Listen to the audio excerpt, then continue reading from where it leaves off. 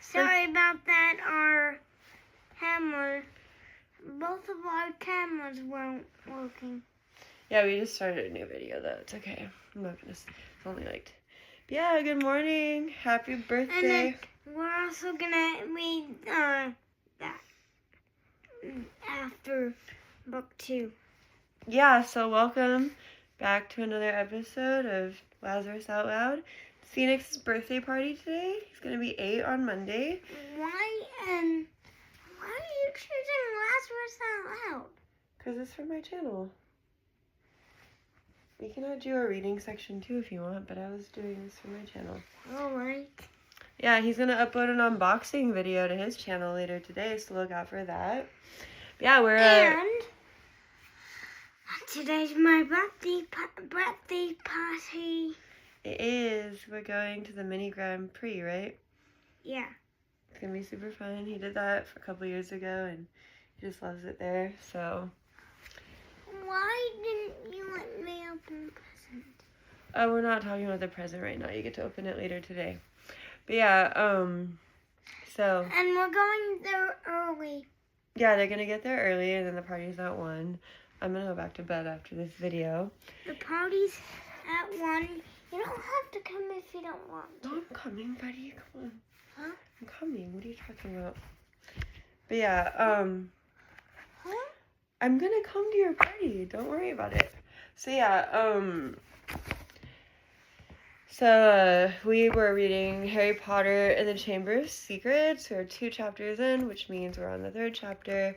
Last chapter, Harry's uncle and aunt had a really important dinner party, but Harry had an unexpected visitor. And that visitor tried to warn Harry not to come back to Hogwarts because there's an evil plot to make bad things happen. And that is Dobby. Yes, that was Dobby. I told everybody about Dobby yesterday. Oh, you did?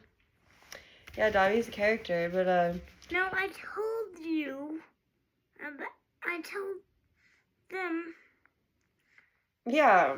So Harry was also upset because nobody has written him any letters, not even on his birthday. But then he found out Dobby has been taking his letters because Dobby wanted Harry to be sad and think he didn't have friends, so that he would be less. So. We need to read the rest of Dobby's warning. No, we read it all. So it ends with Dobby, he can't get Harry to promise he's not going back to school, so Dobby goes downstairs during the dinner party and smashes Aunt Petunia's pudding all over the place. And at first, Uncle Vernon was going to be able to smooth it over and say, sorry, I have a very disturbed nephew. But then an owl swooped through the window to deliver Harry a warning about using magic. And I guess the lady at the dinner party is deathly afraid of birds, so they went out screaming. Uncle Vernon did not get the deal of his lifetime. So anyway, and then not only that, so they punished Harry and put bars on his window, said you're not allowed. And then I don't like how Dobby gets violent. Yeah, he doesn't like how Dobby hits himself in the movie and stuff, and I don't like it either. It's very sad. So that's why I changed it from... It's okay. But again, it's violent and it's so loud. Yeah, Harry Potter has some dark elements, and the house elf enslavement is one of them. But anyway, long story short, Harry was trapped in his room, had no idea how he was going to get to school, and he was also like being half starved to death. Then one day, he wakes up in the middle of the night, hears his window bars rattling, and there's Ron outside his window. So we're going to find out what Ron is doing outside Harry's window. I mean, he shouldn't. I think that What do you think? I think that his mom is gonna yell at him. Oh, probably, but okay, so chapter 3 is called The Burrow. And we see like a picture of, not sure what that is, like a garden gnome or something. And some bugs. Ew, I don't like bugs. Ew. Gnome is kind of weirdly cute. No more. Come on. So yeah, anyway, you ready? I know what Ron's doing? Yes, no more. Okay. Chapter 3, The Burrow. I want to do our mini-series tomorrow. Okay, we can do that. Run, breathed Harry, creeping to the window and pushing it up so they could talk through the bars. Ron, how did you... What the... Harry's mouth fell open as the full impact of what he was seeing hit him. Ron was leaning out of the back window of an old turquoise car, which was parked in mid-air. Grinning at Harry from the front seats were Fred and George, Ron's elder twin brothers. "All right, Harry." "What's been going on?" said Ron. Come on. "Why haven't you been answering my letters? I've asked you to stay about 12 times, and then Dad came home and said you'd got an official warning for using magic in front of muggles. It wasn't me. And how did he know?" "He works for the ministry," said Ron. "You know we're not supposed to do spells outside school." I think his mom is gonna say, "Go back home." Well, let's just see what happens. Maybe. Yeah, bit rich coming from What you. is this thing? You'll find out. It's a gnome. "Bit rich coming from you," said Harry, staring at the floating car. "Oh, this doesn't count," said Ron. "We're only borrowing this. It's Dad's. We didn't enchant it. But doing magic in front of those muggles you live with, I told you I didn't, but it'll take too long to explain now. Look, can you explain to them at Hogwarts that the Dursleys have locked me up and won't let me come back, and obviously I can't magic myself out because the Ministry will think that's the second spell I've done in 3 days, so..." "Stop gibbering," said Ron. "We've come to take you home with us." "But you can't magic me out either." "We don't need to," said Ron, jerking his head towards the front seats and grinning. "You forget who I've got with me." "Tie that round the bars," said Fred, throwing the end of a rope to Harry. "If the Dursleys wake up, I'm dead," said Harry as he tied the rope tightly around a bar and Fred revved up the engine. Rev, rev, rev. "Don't worry," said Fred, "and stand back." Harry moved back into the shadows next to Hedwig, who seemed to have realized how important this was and kept still and silent. The car revved louder and louder, and suddenly, with a crunching noise, the bars were pulled clean out of the window as Fred drove straight up in the air. Harry ran back down to the window to see the bars dangling a few feet above the ground. Panting, Ron hoisted them up into the car. Harry listened anxiously, but there was no sound from the Dursleys' bedroom. When the bars were safely in the back seat with Ron, Fred reversed as close as possible to Harry's window. "Get in," Ron said. "But all my stuff, my wand, my broomstick." "Where is it?" "Locked in the cupboard under the stairs, and I can't get out of this room." "No problem," said George from the front passenger seat. "Out of the way, Harry." Fred and George climbed carefully through the window into Harry's room. "You had to hand it to him," thought Harry as George took an ordinary hairpin from his pocket and started picking the lock. "A lot of wizards think it's a waste of time knowing this sort of muggle trick," said Fred, "but we feel they're skills worth learning, even if they are a bit slow."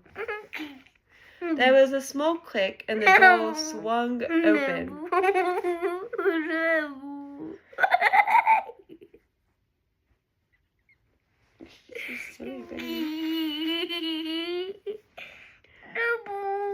"So, we'll get your trunk. You grab anything you need from your room and hand it out to Ron," whispered George.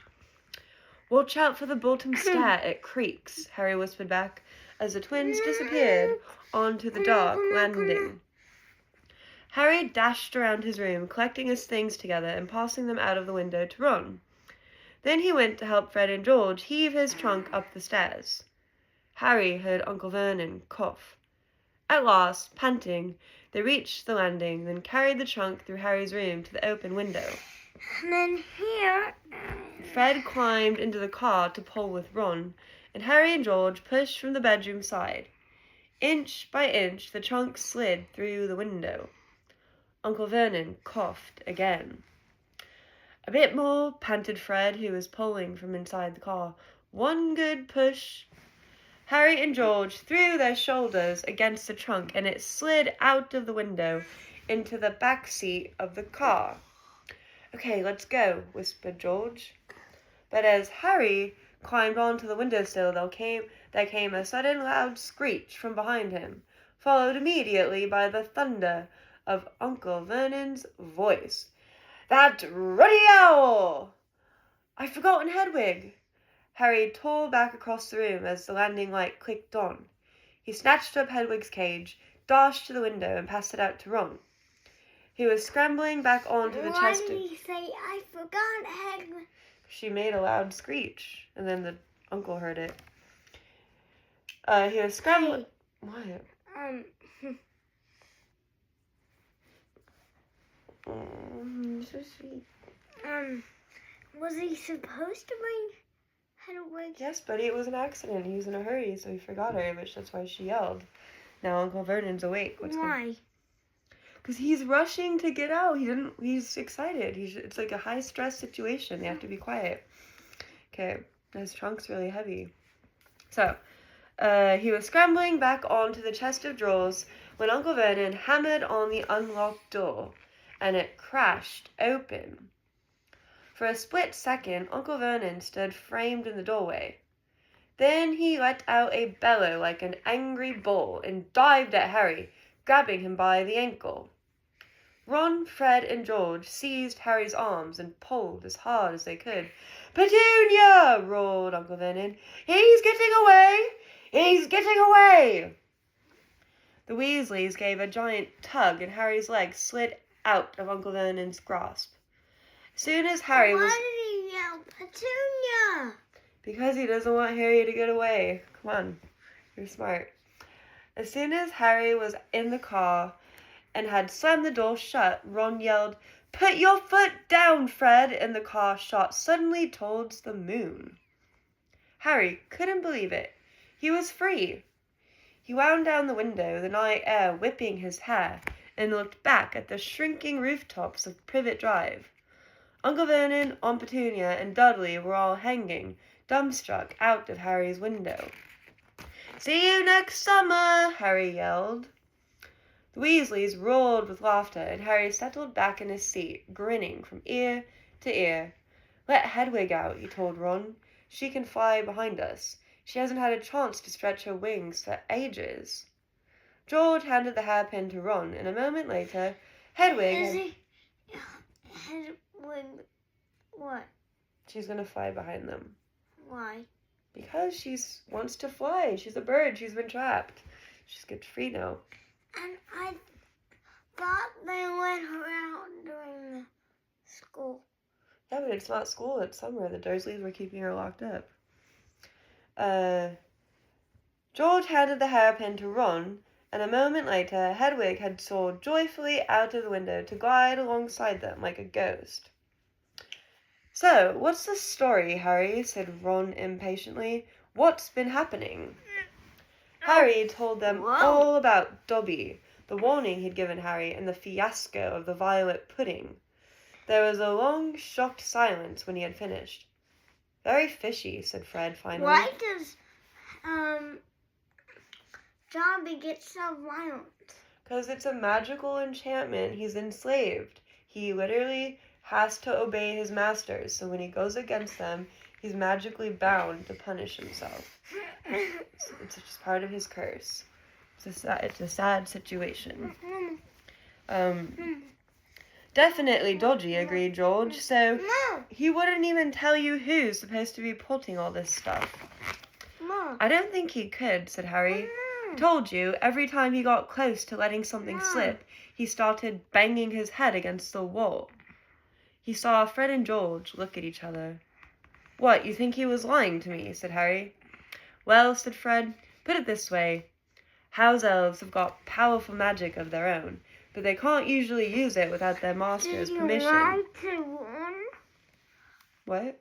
Did he want to run? No, they were asking if Dobby lied to Harry. I reckon old Dobby was sent to stop you coming back to Hogwarts. No. Someone's idea of a joke. No. Can you think of anyone at school with a grudge against you? I would never lie to Dobby. Well, they're just, Betty, they're just speculating. They don't know, okay? It's what you find out. It's why you read the book. So we're figuring it out with the characters. Yes, said Harry and Ron together, instantly. Draco Malfoy, Harry explained. He hates me. Draco Malfoy, said George, turning round. Not Lucius Malfoy, son. Must be, it's not a very common name, is it? Said Harry. Why? I've heard Dad talking about him, said George. He was a big supporter of you-know-who. And when you-know-who disappeared, said Fred, craning around to look at Harry. Pay attention, it's important. Lucius Malfoy came back saying he'd never meant any of it. Load of dong, Dad reckons he was right in you-know-who's inner circle.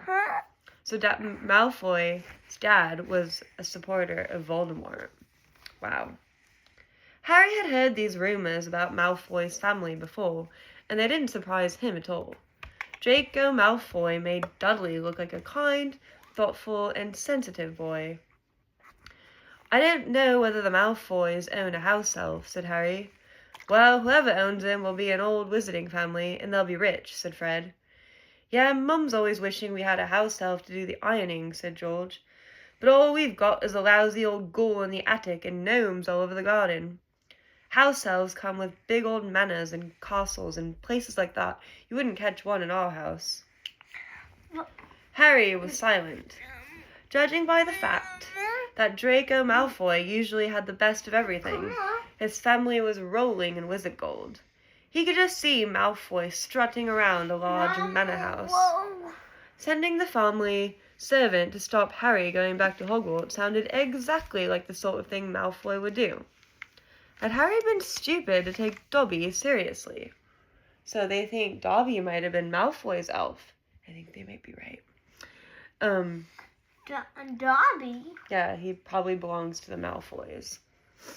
To the But Malfoy wasn't the one who was outside his window. No, but Dobby. They're talking about Dobby. They think maybe he belongs to Malfoy, and Malfoy sent him as a joke to get Harry to stay home. Harry belongs. I know, buddy. He belongs at school. Anyway, because it's just, whatever, yeah. Moving on. No. I'm glad we came to get you anyway, said Ron. I was getting really worried when you didn't answer any of my letters. I thought it was Owl's fault at first. Who's Owl? Our Owl. He's ancient. It wouldn't be the first time he'd collapsed on a delivery. So then I tried to borrow Hermes. Who? The owl Mum and Dad bought Percy when he was made a prefect, said Fred from the front. Hermes? Hermes is Percy's owl. Percy's owl? Yeah, Percy got an owl for being made a prefect. How do you... Whoa! But Percy wouldn't lend him to me, said Ron. Said he needed him. Did Percy die already? No, buddy, he's just a teenager. He's at the house. Percy's been acting very oddly this summer, said George, frowning. And he has been sending a lot of letters and spending a load of time shut up in his room. Who? Percy. I mean, there's only so many times you can polish a prefect badge. You're driving too far west, Fred, he added, pointing at a compass on the dashboard. Fred twiddled the steering wheel. So, does your dad know you've got the car? Said Harry, guessing the answer. Is he trying to steer? Yeah, he's driving in the air. Why? So they can go to Ron's house. What the heck? Where do you think Okay. So, does your dad know you've got the car? Said Harry, guessing the answer. No, said Ron. He had to work tonight. Hopefully we'll be able to get it back in the garage without Mom noticing we flew it. What does your dad do at the Ministry of Magic, anyway? He works in the most boring department, said Ron. The Misuse of Muggle Artifacts office. The what? It's all to do with bewitching things that are Muggle-made. You know, in case they end up back in a Muggle shop or house. Like last year... Phoenix. Like last year, some old witch... You're being loud. Why did you call my name? Because you're being loud. No. Like last year, some old witch died, and her tea set was sold to an antique shop. This Muggle woman bought it, took it home, and tried to serve her friends tea in it. It was a nightmare. Dad was working overtime for weeks. What happened? The teapot went berserk and squirted boiling tea all over the place, and one man ended up in hospital with sugar tongs clamped to his nose. Dad was going frantic. It's only him and an old warlock called Perkins in the office, and they had to do memory charms and all sorts to cover it up. But your dad, this car. Fred laughed. Yeah, Dad's mad about everything to do with Muggles. Our shed's full of Muggle stuff. He takes it apart, puts spells on it, and puts it back together again. If he raided our house, he'd have to put himself straight under arrest. Drives Mum mad. That's the main road, said George, peering down through the windscreen. We'll be there in 10 minutes. Just as well, it's getting light. Oh, man. A faint pinkish glow was visible along the horizon to the east.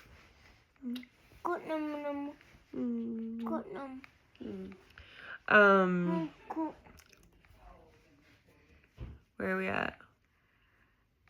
Fred brought the car lower, and Harry saw a dark patchwork of fields and clumps of trees. We're a little way outside the village, said George. Ottery St. Catchpole. Why is Fred driving it?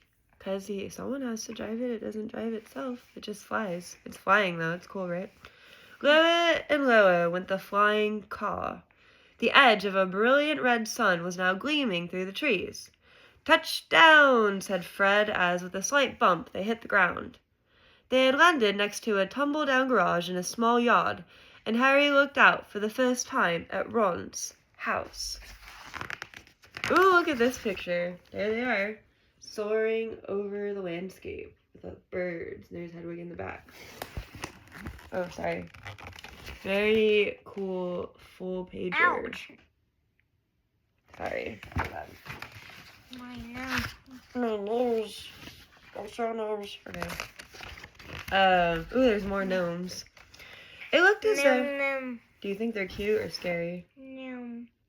Gnome, gnome. No. Gnome, gnome. Gnome, gnome. It looked as though it had once been a large stone pigsty. The extra rooms had been added here and there until it was several stories high, and so crooked it looked as though it was held up by magic, which Harry reminded himself it probably was. 4 or 5 chimneys were perched on top of the red roof. A lopsided sign stuck in the ground near the entrance read, "The Burrow." Round the front door lay a jumble of Wellington boots and a very rusty cauldron. Several fat brown chickens were pecking their way around the yard. Okay, buddy, stop yelling. Because I'm reading, it's rude. It's not much, said Ron. It's brilliant, said Harry happily, thinking of Privet Drive. They got out of the car. Now we'll go upstairs really quietly, said Fred, and wait for Mum to call us down for breakfast. Then Ron, you come bounding downstairs going, Mum, look who turned up in the night, and she'll be all pleased to see Harry and no one need ever know we flew the car. Right, said Ron. Come on, Harry, I sleep at the... Ron had gone a nasty greenish color, his eyes fixed on the house. The other 3 wheeled around. Mrs. Weasley was marching across the yard, scattering chickens, and for a short, plump, kind-faced woman, it was remarkable how much she looked like a saber-toothed tiger. Ah, said Fred. Oh dear, said George. Mrs. Weasley came to a halt in front of them, her hands on her hips, staring from one guilty face to the next. She was wearing a flowered apron with a wand sticking out of the pocket. So, she said. Morning, Mum, said George, in what he clearly thought was a jaunty, winning voice. Have you any idea how worried I've been, said Mrs. Weasley, in a deadly whisper. Sorry, Mum, but see, we had to. All 3 of the Mrs. Weasley's sons were taller than she was, but they cowered as her rage... Is Mrs. Weasley mean? No, she's just strict, and right now she's mad at them. But they cowered as her rage, because they took the car out. They cowered as her rage broke over them. Why did they take... To go rescue Harry. Come on, use your noodle. No. Bed's empty, no note, car gone. Could have crashed. Out of my mind with worry. Did you care? Never, as long as I've lived. You wait until your father gets home. We never had trouble like this from Bill or Charlie or Percy. Perfect Percy, muttered Fred.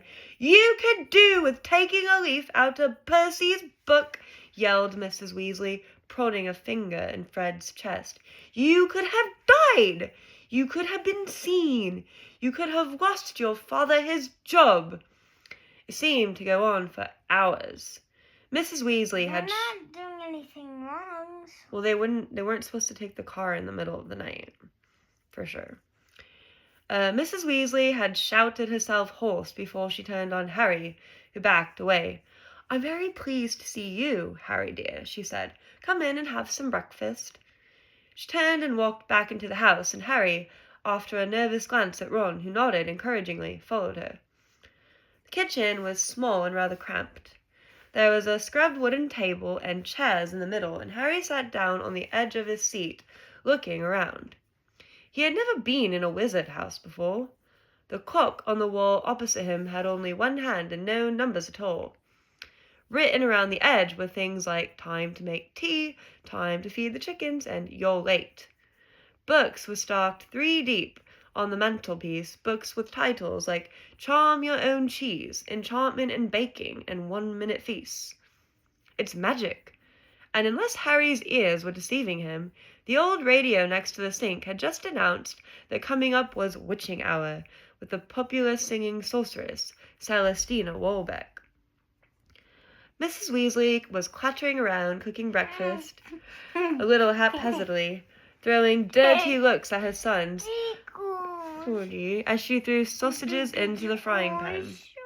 Every now and then she muttered things like, don't know what you were thinking of, and never would have believed it.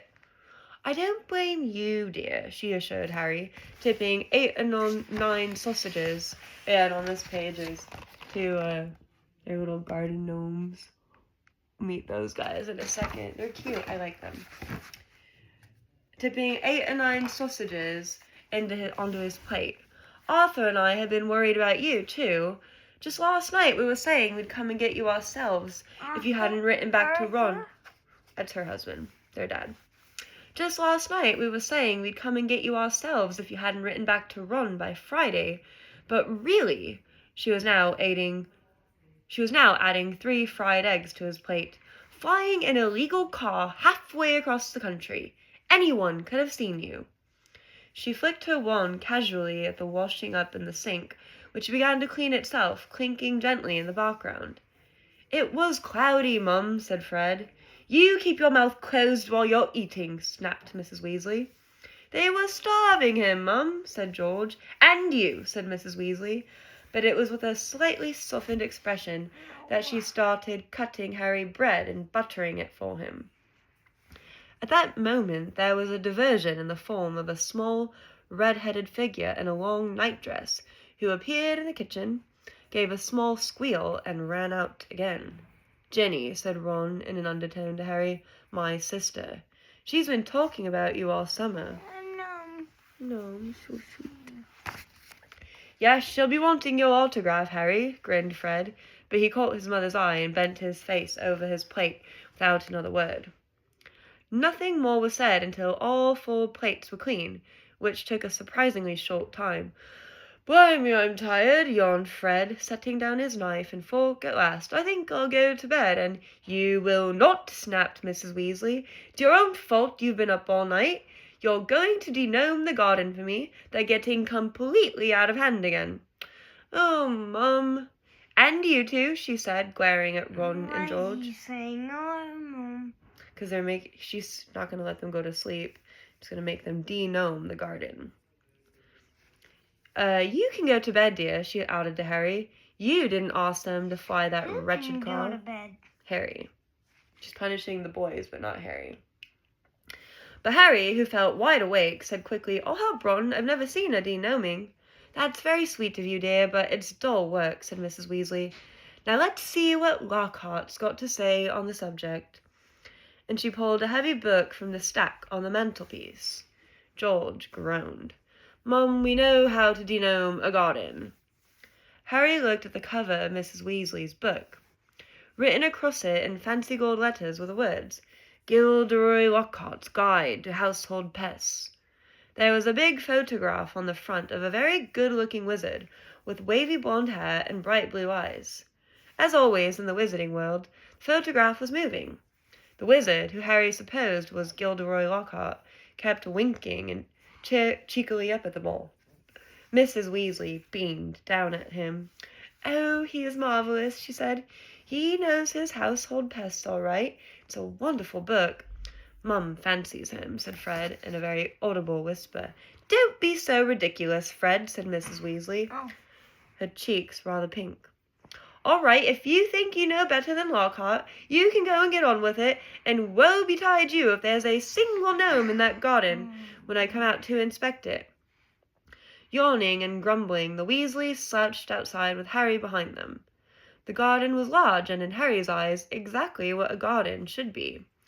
The Dursleys wouldn't have liked it.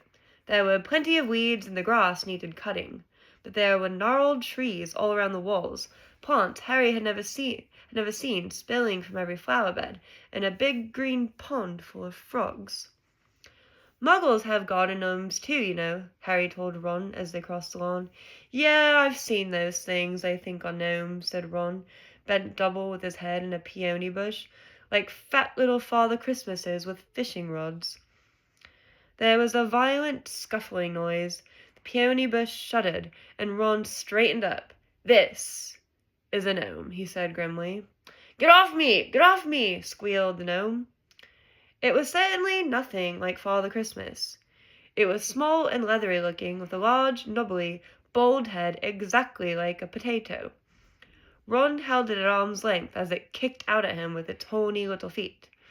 He grasped it around the ankles and turned it upside down. "This is what you have to do," he said. He raised the gnome above his head. "Get off me!" and started to swing it in great circles like a lasso. Seeing the shocked look on Harry's face, Ron added, "It doesn't hurt them. You just got to make them really dizzy so they can't find their way back to the gnome holes." And there's a picture of the gnomes flying in the air. Oh, that's Ron, actually. That's the gnome, yeah. He let go of the gnome's ankles. It flew 20 feet into the air and landed with a thud in the field over the hedge. "Pitiful," said Fred. "I bet I can get mine beyond that stump." Harry learned quickly not to feel too sorry for the gnomes. He decided just to drop the first one he caught over the hedge, but the gnome, sensing his weakness, sank its razor-sharp teeth into Harry's finger, and he had a hard job shaking it off until, "Wow, Harry, that must have been 50 feet." The air was soon thick with flying gnomes. "See, they're not too bright," said George, seizing 5 or 6 gnomes at once. "The moment they know the denoming's going on, they storm up to have a look. You'd think they'd have learned by now just to stay put." Soon the crowd of gnomes in the field started walking away in a staggering line, their little shoulders hunched. They look kind of cute.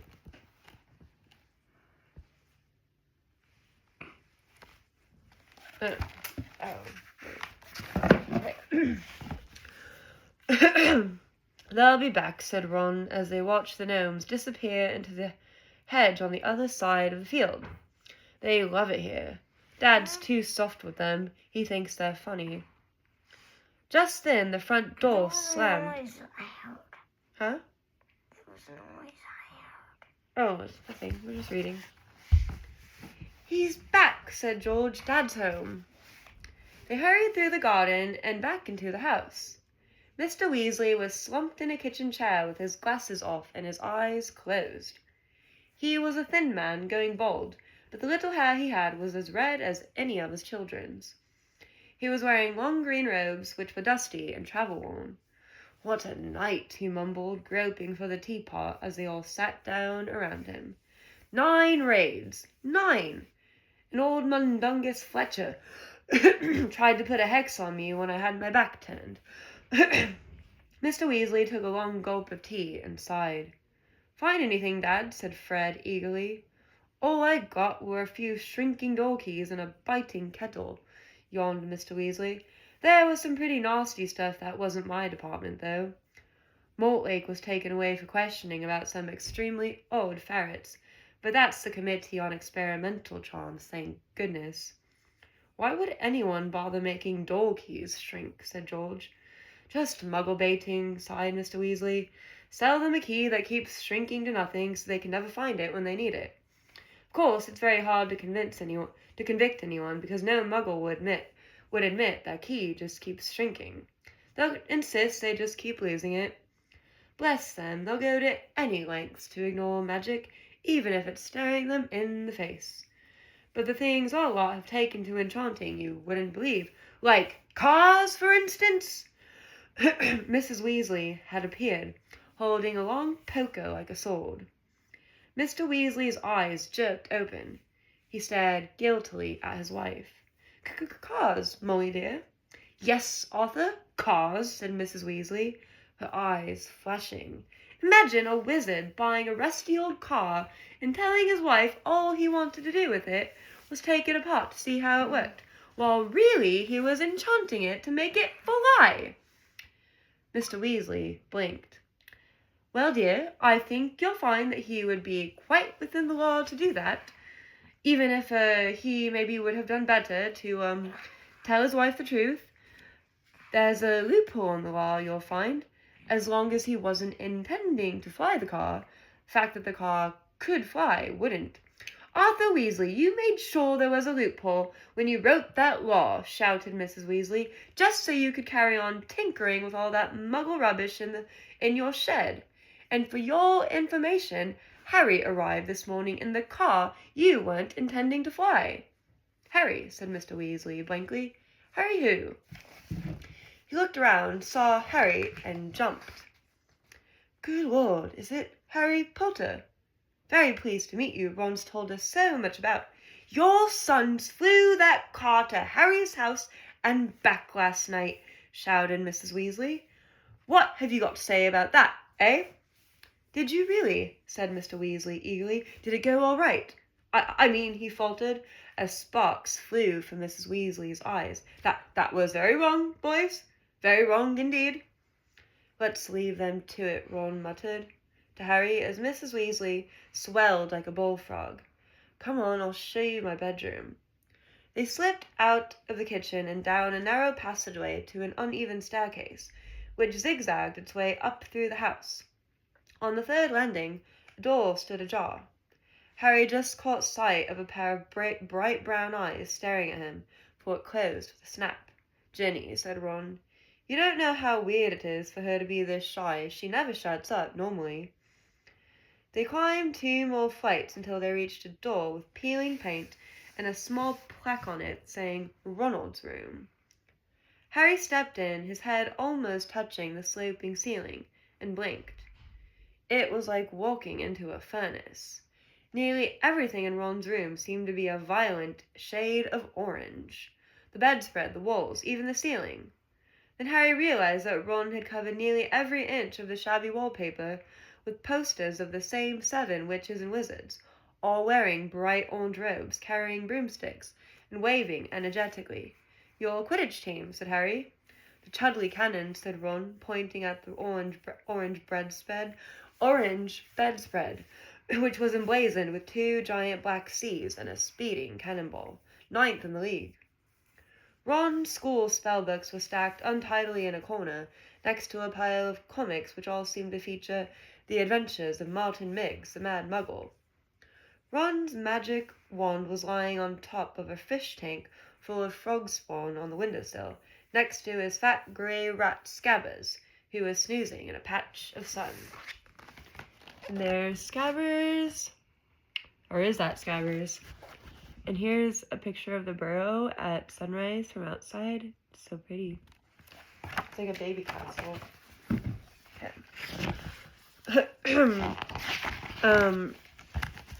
Harry stepped over a pack of self-shuffling playing cards on the floor and looked out of the tiny window. In the field far below, he could see a gang of gnomes sneaking one by one back through the Weasleys' hedge. Then he turned to look at Ron, who was watching him almost nervously, as though waiting for his opinion. "It's a bit small," said Ron quickly. "Not like that room you had with the Muggles. And I'm right underneath the ghoul in the attic. He's always banging on the pipes and groaning." But Harry, grinning widely, said, "This is the best house I've ever been in." Ron's ears went pink. That was chapter 3, The Burrow. So Ron and Fred and George came to rescue Harry, and they brought him to his house. That was good. Did you like it? Yeah. And Mrs. Weasley was mad at them because they weren't supposed to fly the car. And she was mad at her husband, and her husband was, like, excited. He's like, "Oh, how did the car go?" Then he had to pretend to be mad. Also, That's Ron's dad. right? That's who came home, right? Yeah. The next chapter is called Flourish and Blots, which is the bookstore in Diagon Alley. The chapter 4 is called Flourish and Blots, and it has a picture of... Who is Who is what? Flourish and Blots. Oh, it's the name of the bookstore in Diagon Alley, all the shops. Sounds like they're going to go school shopping tomorrow. I'm not. No. I'm gonna go shopping for things for my birthday. Yeah. In fact, I already do have things for my birthday. Now I need to go get ready. Okay. I'll take you back out to Grandma. I'm going to go back to bed. Bye. And I need to get ready. I know. Thanks for listening. Hope you liked chapter 3. And I need to get ready. The Burrow. He needs to get ready. Bye.